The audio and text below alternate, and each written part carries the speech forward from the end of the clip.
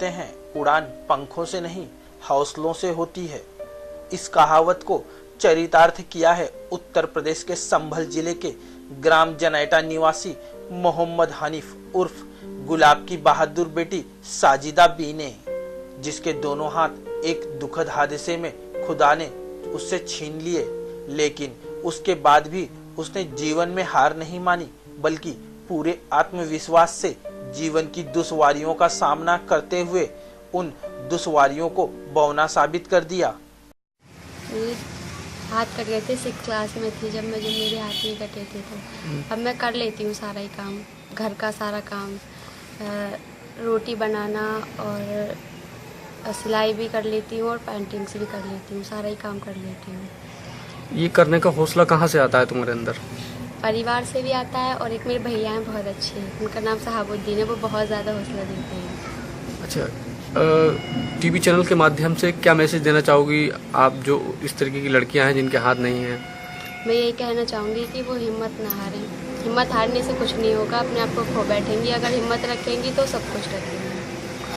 आजकल जहां लोग बेटियों को बोझ समझकर उन्हें गर्भ में ही समाप्त करने की सोचते हैं, ऐसे में साजिदा ने यह साबित कर दिया कि बेटियां कभी माँ बाप पर बोझ नहीं होती हैं, बल्कि परिवार की खुशहाली का सूत्र होती हैं। साजिदा ने भाई प्रेम की एक ऐसी अनूठी मिसाल पेश की है कि किसी भी भाई को ऐसी बहन पर जितना भी फक्र हो कम होगा। साजिदा बी का बड़ा भाई हूँ, शहाबुद्दीन मेरा नाम है, लोग सोबी नाम से जानते हैं। हम दोनों भाई बहन घर बैठे थे, पढ़ाई कर रहे थे।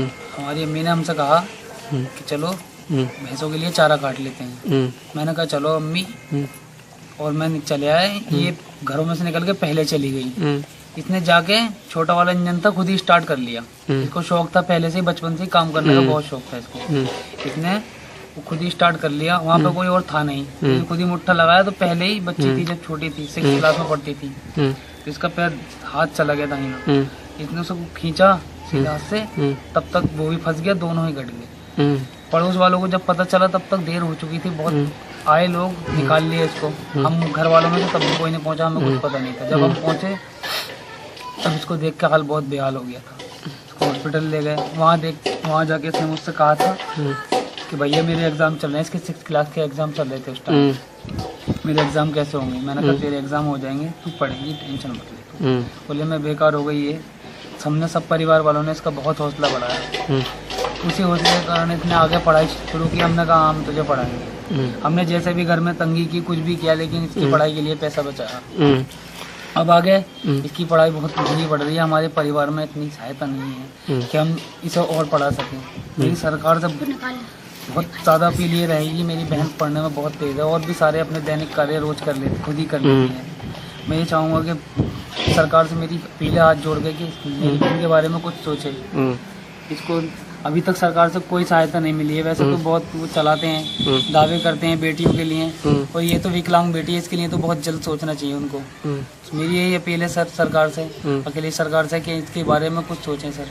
इसको स्कॉलरशिप दें, या आगे जो बनना चाहती है उसे बनने में इसकी सहायता करें, इसका हौसला बढ़ाएं हमारी तरह। दरअसल उसके हाथ भाई प्रेम में ही उसके शरीर से जुदा हुए थे। साजिदा ग्राम जनेटा निवासी मोहम्मद हनीफ उर्फ गुलाब तथा नसीम जहां की चौथी बेटी है। उससे बड़ा सबा, परवीन, गुड्डू, सोबी तथा छोटे सबाना वो मुन्नी नाम के भाई बहन और हैं। जब साजिदा कक्षा 6 में पढ़ रही थी तब एक दिन उसके भाई सोबी से उसकी माँ ने जानवरों के लिए चारा काटने को कहा, किंतु सोबी खेलने चला गया जहां उसे देर हो गई।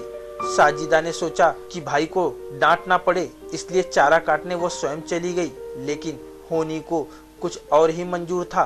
ये हादसा कैसे हुआ था, क्या कुछ बताइए डिटेल में? बच्ची के साथ ऐसा हुआ कि मैं तो जंगल में लेटा कटवा रहा था। स्कूल से इंटरवल में लड़की आई, इसकी अम्मी जो है साबुद्दीन से कह रही थी, सोबी से, कि बेटा तू कुट्टी काट दे, कुट्टी खत्म हो गई। अब ये जो है साबुद्दीन जो है वो तो रास्ते से घूम गया, लड़की जो है एक के घर में निकल गए और घेर में आके इंजन स्टार्ट करके पहले ही मुट्ठा लगाया, इसके हाथ आ गए।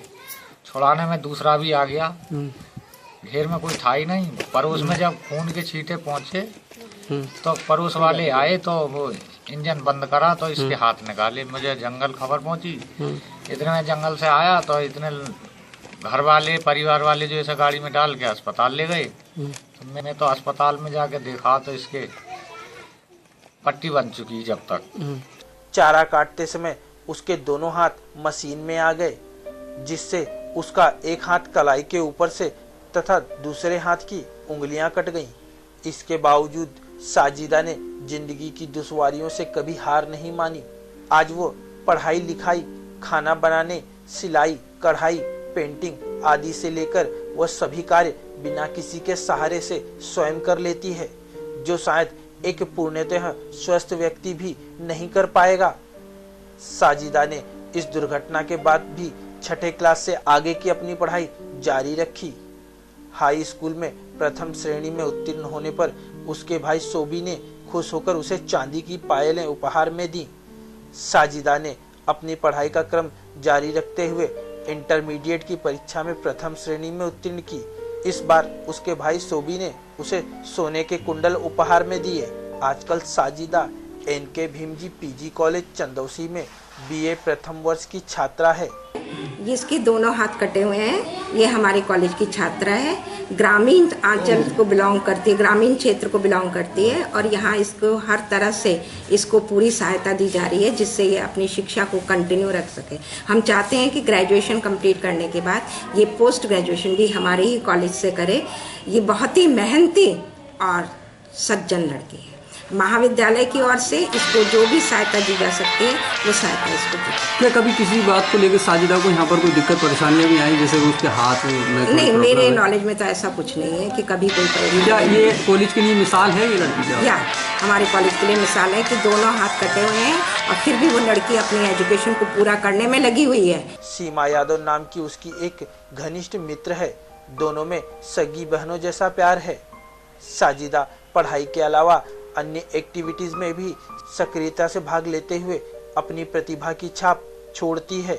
पिछले दिनों महाविश्वविद्यालय में राष्ट्रीय सेवा योजना के तहत तंबू निर्माण में साजिदा की टोली ने प्रथम स्थान प्राप्त किया है। साजिदा अपने कपड़े खुद सिलकर पहनती है। नहाना, कपड़े धोना, कपड़े पहनना, खाना खाने आदि से लेकर सभी दैनिक कार्य स्वयं बिना किसी के सहायता के स्वयं करती है। उसके हौसलों एवं आत्मविश्वास का तेज उसके चेहरे पर साफ झलकता है।